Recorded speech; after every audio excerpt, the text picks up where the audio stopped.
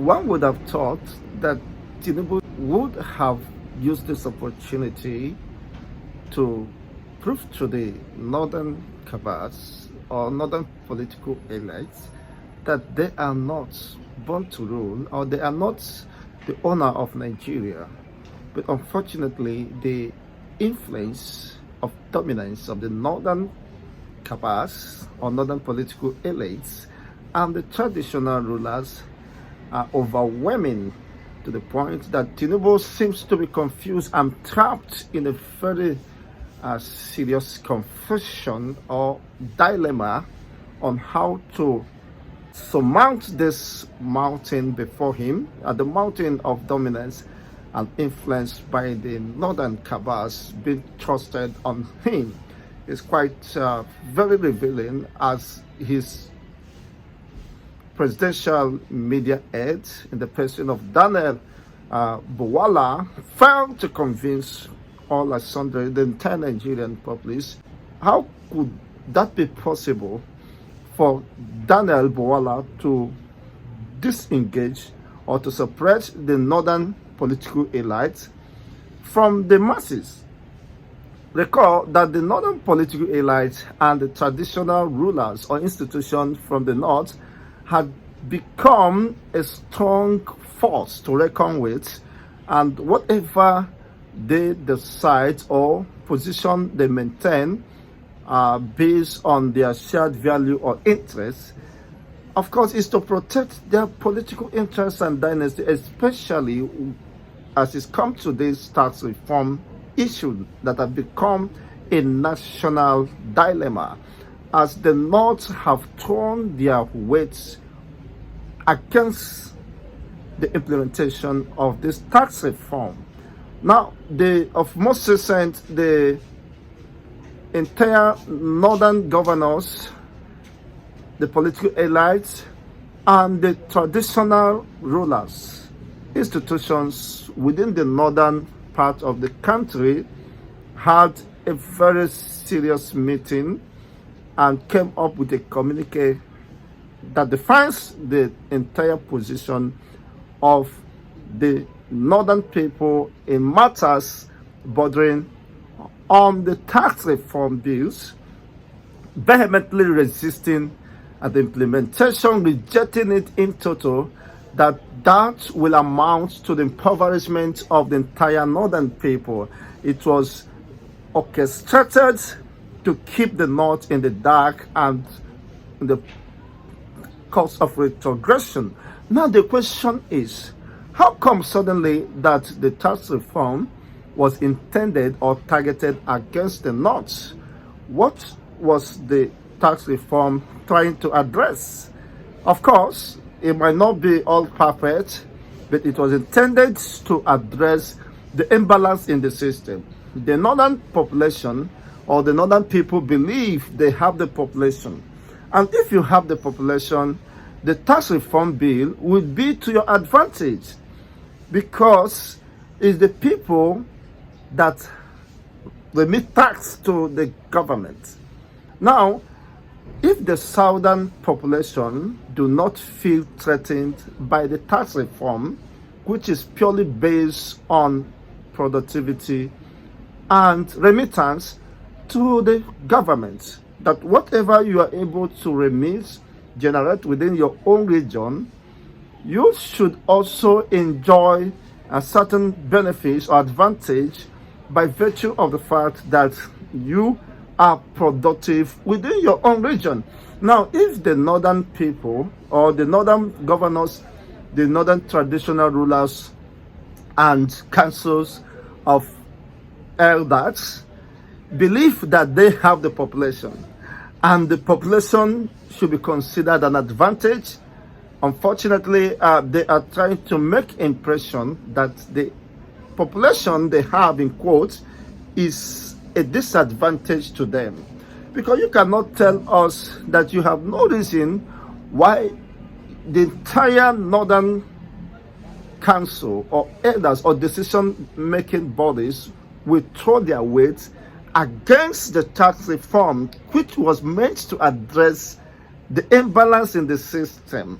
Now, the major source of revenue or sustainable source of income or generation for the Nigerian government for sustainability is mainly from the south. Over 80 to 85% of the resources used to drive this Nigerian state comes from the south. Now, the southern people are asking that it is unfair that after much work, after much effort put in generating these resources, that the majority, the chunk of these resources eventually end up in the hands of the northern people or the northern population or the northern states that are indifferent about their own system and environment, how to galvanize and create opportunities and conducive environment for them to attract investors. Has been reported since 2015 or during the Jonathan administration to this point that the Nigerian government have expended more than 90 trillion in the fight against insurgency. Majority of this money, more than 95% of the resources expended in the fight against terrorism in the north alone, the northeast and the northwest, has got off more than 90 trillion naira, which is from the federal coffer, from the Nigerian common treasury. If this money is to be apportioned or shared within different geographical regions, you know what that impact will make to other regions. So people cannot continue to walk like elephants and only be eating like ants. This was one of the reasons that the tax reforms was initiated or sponsored to address, because you can claim to be the most populated regions while you are less productive. It's a time to ginger, to re-strategize and see how this will benefit the North. Instead, the northern politicians, political elites, in agreement with the traditional institutions, reach a communique to the public about their stance as it comes to the tax reform. Unfortunately, the governor of Bauchi State, which happens to be one of the northern governors, is making a case for the vulnerable, for the downtrodden in the north. Now, if you are claiming that the tax reform was intended to impoverish the northern people and they will find it difficult to pay salaries and to live on, then you are telling us that the population of the north, which they have claimed as an advantage over other regions, is a very destructive one. The population is not a blessing to the north, but rather an indirect liability, not an asset. Because you have been presenting this argument before any decisions or council must be taken within the Nigeria to favor the North by their population. But you are telling us by these submissions or stance that the population of the North is not an advantage to the North, but a liability. Why? Because we have too many uneducated or illiterate population, which the government owns a responsibility to have given them the opportunity to access basic education. But because of traditional and religious sentiments. Perhaps they are reluctant about that, or believing that it doesn't matter. So just as one of the representatives in the Senate argued that the majority, especially the Fulanis, they are not in need of Western education. What they want to do is to allow them to live in the forest and do their business, their cow rearing and all that. That is what they are called. That is their own destiny. It is quite unfortunate. Now, if you have a population that is not an advantage to you, how do you address the poverty-stricken population? The poverty, the illiteracy is at the alarming rate, where you have more than 20 children out of school, children in the northern part of the country, and eventually there are no basic infrastructures or any vision within the short time to address this.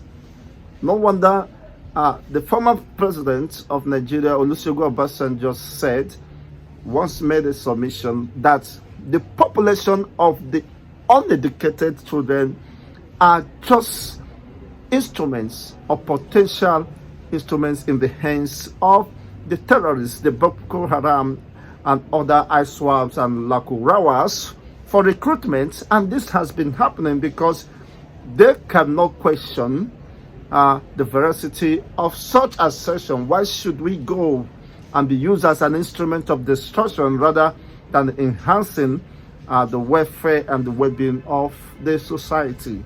This question they have failed or perhaps lived in denial, but unfortunately is staring at us. You cannot blame anybody for not being able to pay your salaries.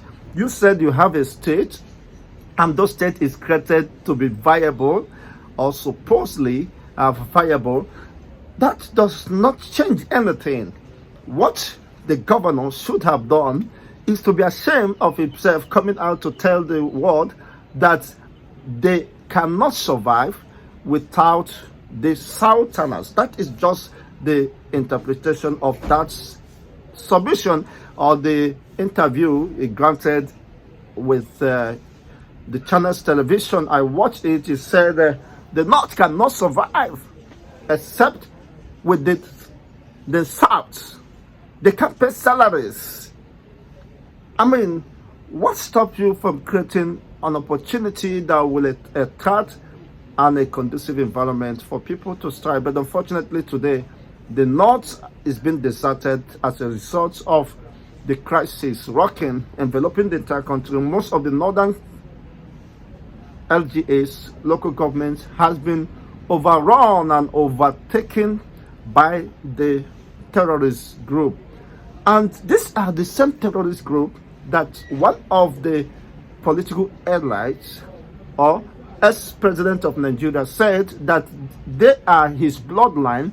Any attack on Boko Haram is an attack on the Northerner. So why suddenly are they complaining? They have made it very clear that they are comfortable with the existence of the terrorists or the Boko Harams. They are their brothers. They have made this admittance before the public. So why are they suffering? Why are they creating some unnecessary attention and pretending not to be aware of what is playing out in the northern part of the country? They created the insecurity. They admitted that they are part of them. And of course, an attack on them is an attack on the entire northern people. So they should, without mincing words, accept the tax reform, go back to their, of course, their confine, and decide how to turn the population they claim to have an advantage to them and not a disadvantage. Because Tinubu is about to set this record. It have become a thorn in the flesh of the northern cabals, and they are watching Tinubu's movement very closely, considering other options to exploit should he go on or insist in this tax reform implementation, of which Tinubu have said on several occasions that it is a go-go for him, and the other southern politicians and traditional institutions are backing up the position of Ahmed Bola Tinubu in the interest they believe to be in the interest of fairness, equity, and justice. Now, let's get to know what is your own take regarding this, because it is becoming more exciting and very interesting, a tactical one for that matter. Why should the North believe that the tax reform will impoverish the northern populations? They have comparative advantage, they have gold, they have solid minerals, they have, according to them, the resources. Why not engage the population they believe they have to their own advantage? Now, the minority, or those who believe you believe to have lesser populations, are the ones now you are depending on to pay salaries, to become parasitic in nature. It is time for the North to go back and to the drawing board. It is mainly an advice, an opinion. I'm not, of course, lording it over to them to go back and think how best they could turn around their own fortune, rather than, unfortunately, embarrassing the entire northern population. Let's have your own take regarding this development, and as we discuss further and explore more opportunities this could possibly engender. Let's get to know your own take regarding this via the comment section. I'll be glad to follow up. I remain Chigos Ndigbo, an national analyst and the host anchor here in Call Wave TV. See you in the next edition. It promises to be more exciting. Don't forget to hit the like button, like and subscribe to this channel for more political updates and discussion. Bye for now.